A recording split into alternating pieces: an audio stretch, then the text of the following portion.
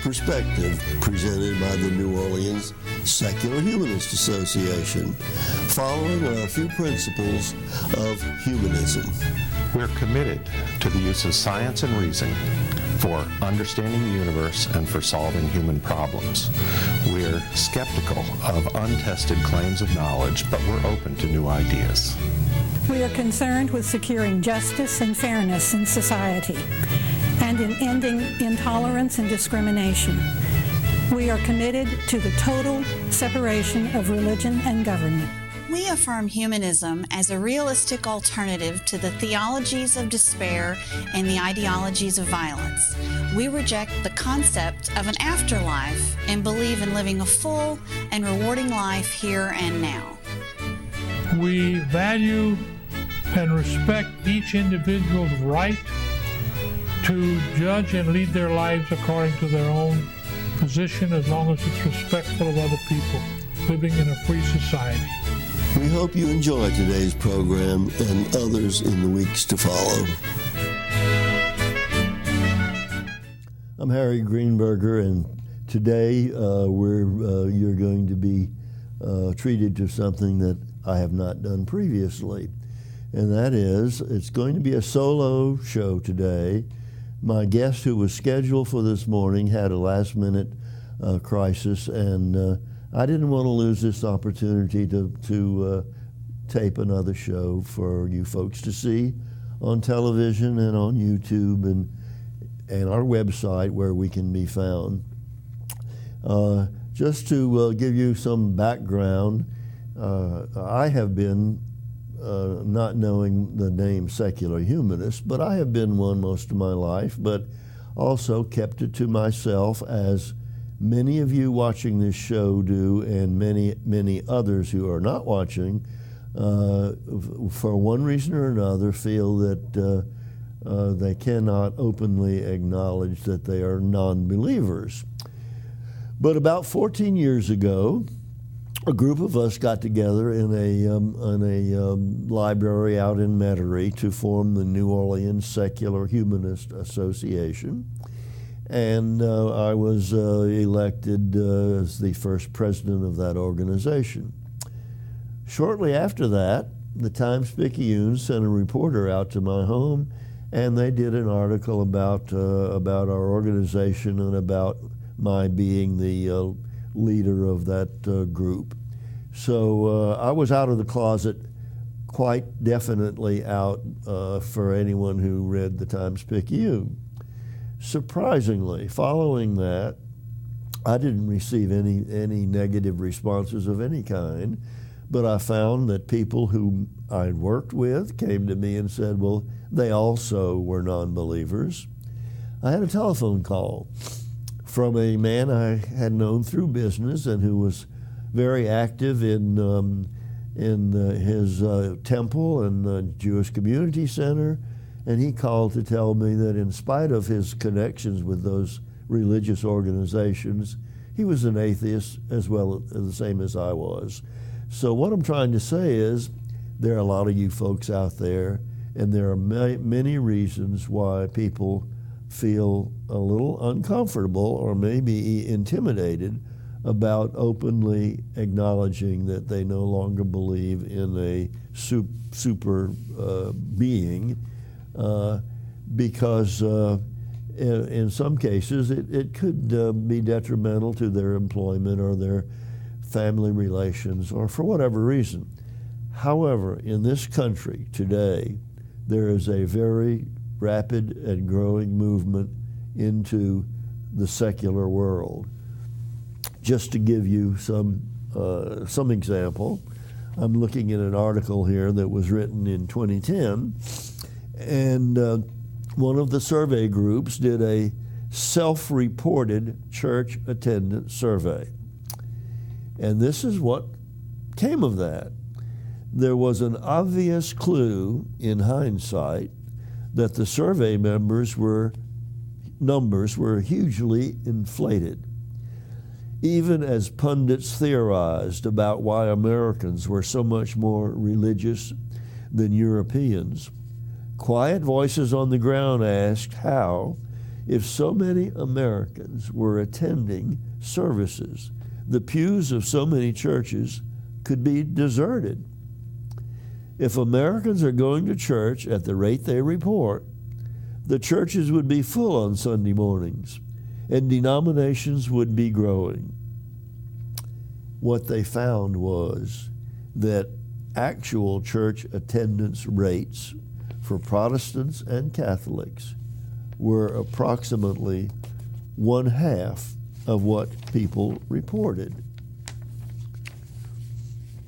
In a more recent study, they estimated that if the number of Americans who told Gallup pollsters that they attended church in the last week were accurate, about 118 million Americans would be at houses of worship each week.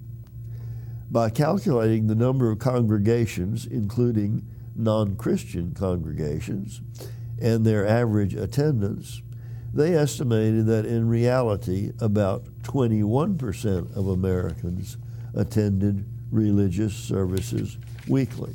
So what that is telling me, and what I'm saying to you folks, is that you can't always depend on even the people you know well, who say they're religious, who say they're going to church. Sometimes that is necessary in order to maintain their own opinion of themselves. Now, the numbers in Europe of church attendance have gone way down. In some cases, non-existent. That is rapidly occurring in this country, and of course, with any other sort of movement, the more that you folks see out there of your friends and neighbors and others around the country accepting the fact of non-belief, the more likely you are to, at least maybe to close friends or to others, acknowledge that that is your position as well. Now, you're not alone when you do that. There are numerous national and international organizations whose memberships are comprised of non-believers. And I have here in front of me some of the publications of such organizations, many of whom our New Orleans Secular Humanist Association is affiliated with. Here's a publication called Free Inquiry, which comes out on a bi-monthly basis. And this comes from the Council for Secular Humanism. And if I get a chance, I'll tell you what some of the articles are that would appear in there. Here's one called Secular Humanist. And this is the bulletin of the Council for Secular Humanism. And this is a very interesting newspaper, which is called Free Thought Today, and is published by the Freedom from Religion Foundation, Incorporated. Freedom from religion, because it is the opinion of many of us, or maybe most of us who are secular humanists, that the Constitution, which provided for the freedom of religion, also implied and provided for freedom from religion. And that position has been upheld by the courts, including the Supreme Court. And if there's one thing that holds us together, almost each of these organizations and ours in particular, it is the separation of church and state. I know that any of the folks out there who are active and strongly religious would not choose to have the government interfere with their church activities. By the same token, it is our position that churches should not interfere in government activities. Here we have another publication called Secular Nation. And this one is published by, well, I'll have to come back with you on that, but it is, of course, a national organization. And one very active organization in the country puts out this one called The Humanist. And it's a magazine of the American Humanist Association. We were very, very fortunate that after the number of years that our organization was here in New Orleans, the American Humanist Association recognized our progress and our acceptance in the community and held their annual convention here in New Orleans not so long ago, with hundreds of people from all over the country in attendance. Now, what is secular humanism? When I'm talking to people who previously didn't know that I was associated with the New Orleans Secular Humanist Association, the first question invariably was, well, what is secular humanism? Now, we all have little cards that if we can refer to, but we can come up with a very short explanation or description, and it generally runs like this. Since we do not accept the concept of an afterlife, our position is that the life we have here and now is the only one we're going to have, and therefore we should live it as fully and rewardingly as we can, at the same time not preventing others from living their lives fully and rewardingly. Now that's a shorthand definition of secular humanism, but now I'd like to get into some of the details. At the opening of this show, you heard members of our organization state the position of secular humanism that they chose to talk about. But that, of course, is just a sample of the principles of humanism. And I have here the Affirmations of Humanism, a Statement of Principles. And I'm going to take some time to go over some of them. We won't get into all of them, but just to give folks an idea of who we are, what we accept, and how it would affect our lives and theirs. Now, you will note that I did not say this is what we believe, because belief depends upon a leap of faith. These are the matters that we have found acceptable because they withstand reason and scrutiny and testing in the real world. Well, for instance, we believe in an open and pluralistic society, and that democracy is the best guarantee of protecting human rights from authoritarian elites and repressive majorities. We are concerned with securing justice and fairness in society, and with eliminating discrimination and intolerance.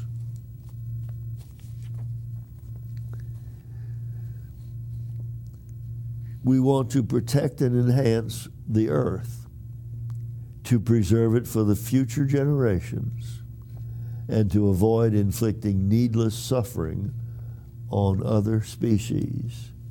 Now, we could probably spend some hours discussing preserving the earth for future generations, which is a matter presently apparently going in the wrong direction, and that we are in fact damaging the earth and its fruits making it more difficult for future generations.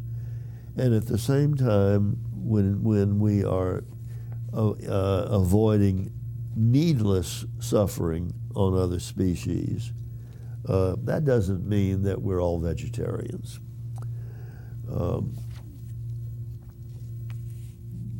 We believe in life here and now, as I previously said, and developing our creative talents to their fullest.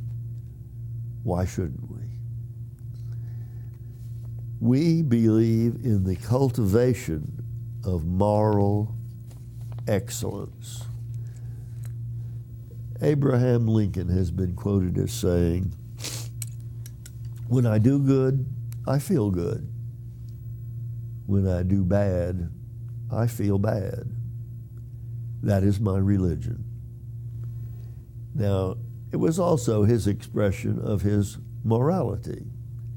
It isn't necessary to have a faith or a belief in a higher being in order to have a code of morals, to live a moral life. So where do our morals come from if they have not been handed down to us from some supernatural being through some means to humans, which I find a little murky myself? How do we determine better behavior from not so good behavior? Well, over the centuries, in the millennium, humans, as they developed and evolved, learned that some behavior resulted in good results for the individual, for his family, maybe for his community. And other acts resulted in harmful results to himself or his community. And therefore, the moral code is do those things which are beneficial and don't do those things which are not. We respect the right to privacy. Mature adults should be allowed to fulfill their aspirations, to express their sexual preferences, to exercise reproductive freedom, to have access to comprehensive and informed health care, and to die with dignity.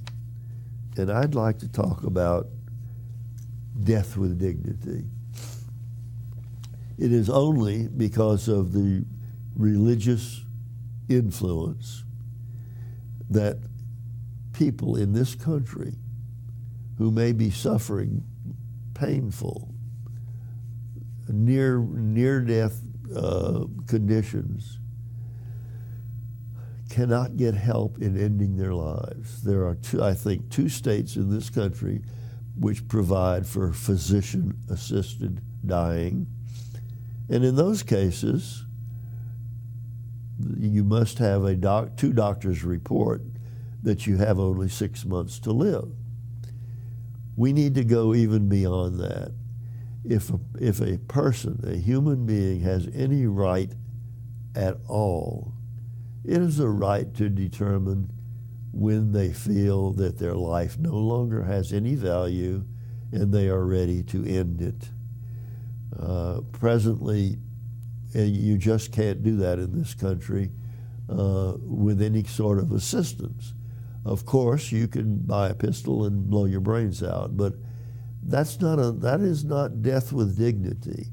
We feel that a person should have the right to quietly end his life, perhaps with family and friends around him, rather than winding up with weeks, months, or longer in a hospital bed with tubes projecting from all parts of his body. So that's an important position that we hold.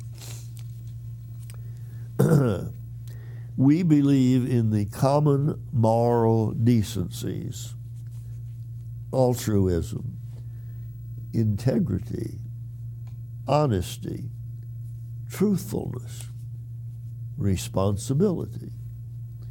Humanist ethics is amenable to critical, rational guidance. There are normative standards that we discover together. Moral principles are tested by their consequences, which is another way of saying what I said before. If your actions produce good results, then that is a moral thing to do. If you get negative results, those consequences are undesirable. We're engaged in the arts, no less than the sciences. Although, we're generally considered to be logical, rational, scientific-minded people who will only accept those concepts which can be proven in the laboratory or through logic.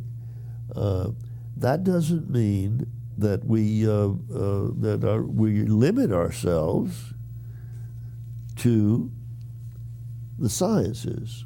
As it says here, we are engaged by the arts no less than by the sciences, because that is, the arts contribute to a full, rewarding life.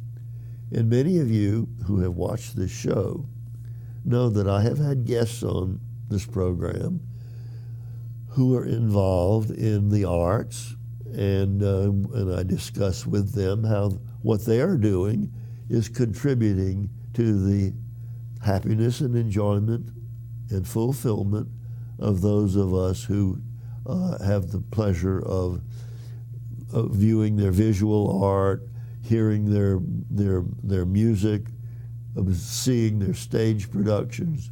This contributes to the fulfillment of our lives, and we do not place that on a lower level of importance than we do the sciences. We are skeptical of untested claims to knowledge, and we are open to novel ideas and seek new departures in our thinking.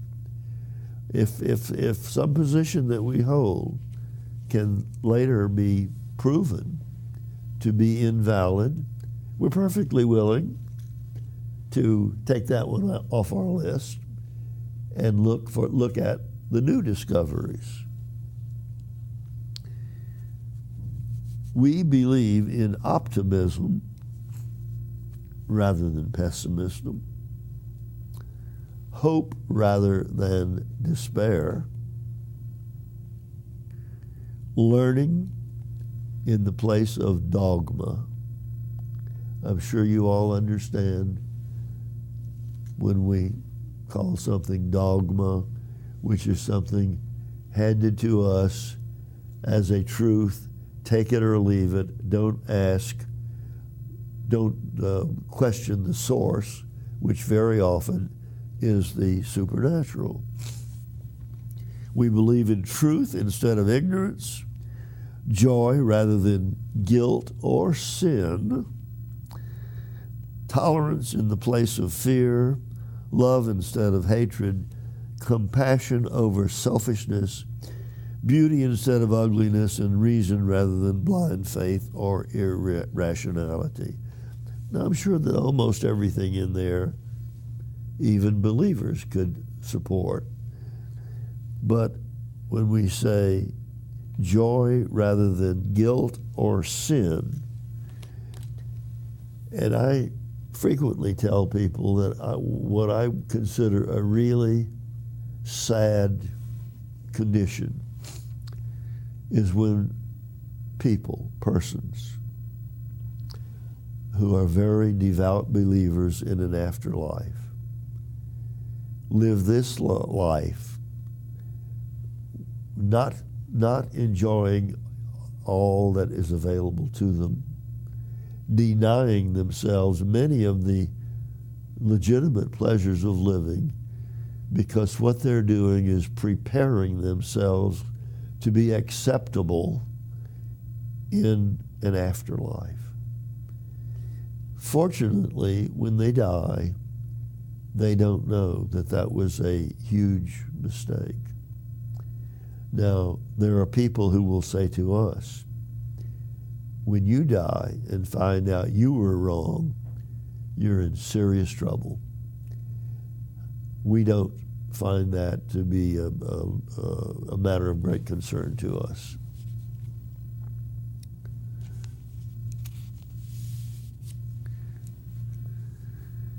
We attempt to transcend divisive parochial loyalties based on race, religion, gender, nationality, creed, class, sexual orientation, or ethnicity, and strive to work together for the common good of humanity.